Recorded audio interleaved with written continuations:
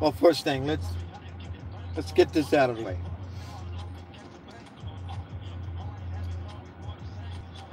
Intoxicated and drunk to me is two separate situations. I was intoxicated. I wasn't drunk. Could I walk straight? I could, but leaning a little bit, not falling down. Should I have been behind a car wheel? No. 67 years old, that was stupid of me. That I'll give that away all day. But here's what pisses me off about Colorado. The fact that you have so many homeless people, the fact that you pull so much revenue out of the pot business, the fact that you have some of the highest rent in the country, the fact that you don't give a damn about the elderly on a fixed income or working class people living in poverty, your your basic average wage. Now there are facts. And you got the same politician with your head up your ass, and you want to talk about a misdemeanor being a felony. Now I know that felony crime bullshit is just to scare kids off, because I know not anybody driving behind a car after having drinks. Mind you, in a state, which is Colorado, that you have so many breweries running through this state, and you want to make a misdemeanor driving while intoxicated a felony, which is so fucking idiotic. If you didn't have breweries running through your state, I can understand that. But you can go anywhere in the state of Colorado and find yourself a beer brewery. And they have their whole umbrella, the whole entourage of all kind of beers out there. And now you want to tell me nobody's drinking and driving?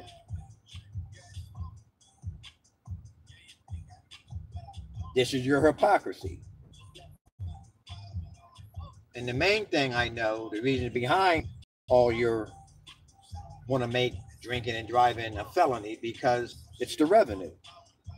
Ain't got a damn thing to do with driving while intoxicated, because if that was the fact, you wouldn't be having breweries running around your state.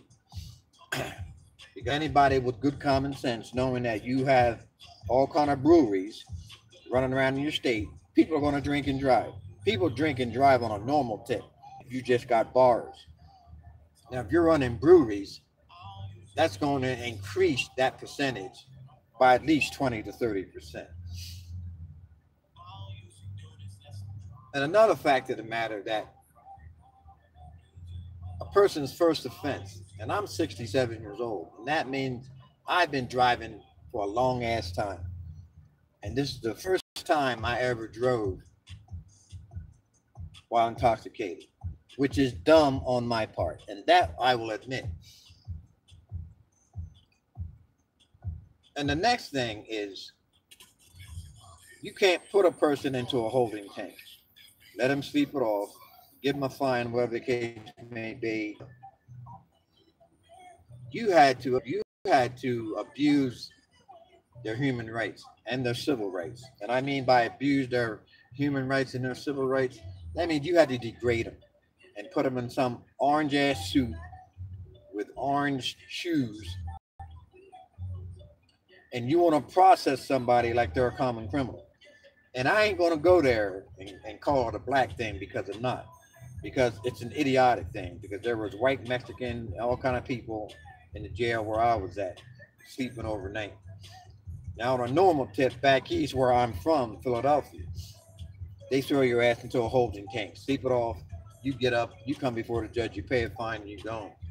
But here, y'all got to take it to the next degree, which is totally ridiculous and idiotic. That you got to make a person feel like a common criminal is, and I will call it exactly what it is. It's an abusement of a person's civil rights. That you would have to go through the extent that a person has to go through and be processed like you're some kind of criminal, that you did some kind of felony crime. Not only to the fact that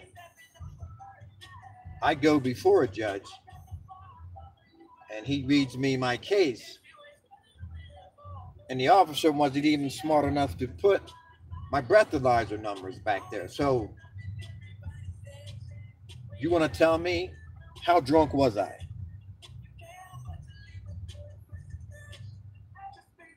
That I can sit there and have a conversation with you in the wee hours of the morning, but yet and still you put on the report like I'm stumbling, I got slurred speech.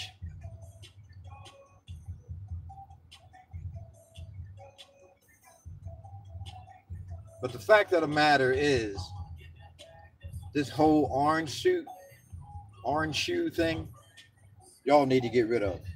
But that's totally wasting taxpayers' money. Because, and you're talking about one night.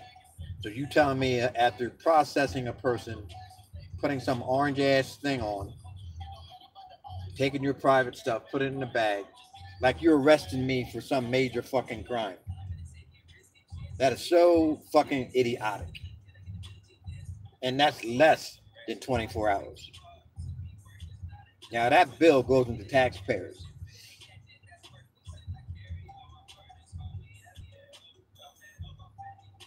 And the point that you didn't even put my breathalyzer results on the summons that you gave me is another thing.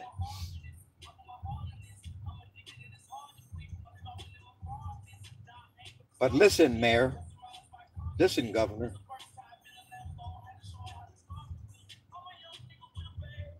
that go to your breweries, I can understand that whole element of your orange suit, whatever the case may be, going back 2 and 3 times committing the same crime. But for a person who only has his first offense since the age, never got stopped for a DWI ever in his life. Now you want to take me to that level of abusing my civil rights. That's fucking ridiculous. And let's not even talk about I'm going to go to court. How much fines that you're going to slap on me. It already cost me $400 fucking to get my car out of you impound. And you're impound in a ninth, taking a car a couple miles away, cost the fucking state of Colorado $400 fucking. No. Average most if it cost you was $30, $50, the most. So there's another ripoff. And this is what I say about laws in this country, how corrupt that they are. Because you impose so much bullshit on people that it's ridiculous. I'm not denying while intoxicated. First of all, nobody got hurt. No damage to my car, no damage to anybody's property. He said I was going the wrong way on the highway, which is a bald-faced lie. I stopped because I wanted to make a decision because I didn't know where the hell I was in whatever hell Wells County is. And my car was going to the right, or I could have went to the left. And just maybe, mind you, if you clowns would put signs on a highway to let people know that it's wrong way, or that the highway goes west to the right, not to the left, would help motor vehicle residents. And to further to push my point in what I'm talking about, I drove in many states. This is the only state that I've ever fucking driven that you guys are clueless in putting signs on a highway. Or you have these idiots driving on the left side of the highway like it's a private lane. And maybe you should enforce that as much as you try to enforce everything else. I'm not worrying about paying my fines. It's my stupid mistake. I'll pay my fines.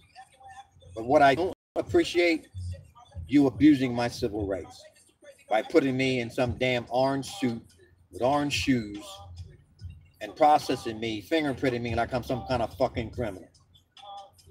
Now I want you to know that, and I want you to know that, governor of the state of Colorado. And tell me if your son or your daughters would have got stopped for being intoxicated, would they go through the same thing? Hell no. And that's exactly my point. Or would your buddies at the golf course or your buddies at the tennis court go through the same thing that I did? Hell no, they wouldn't do that.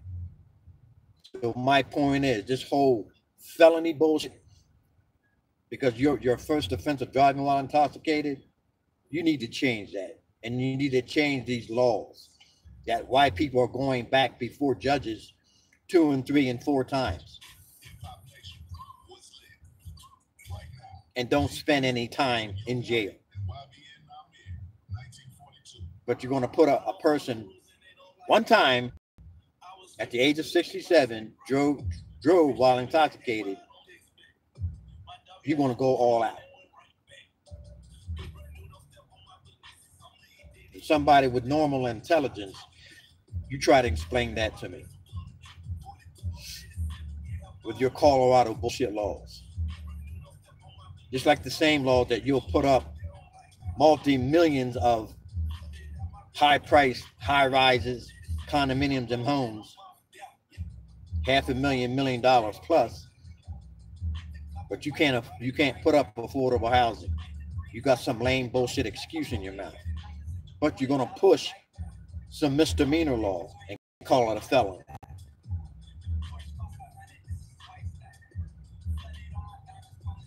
That anywhere you can gain money from the residents of Colorado and the citizens of the state of Colorado, that's fine. Now somebody explain that to me. I'm done.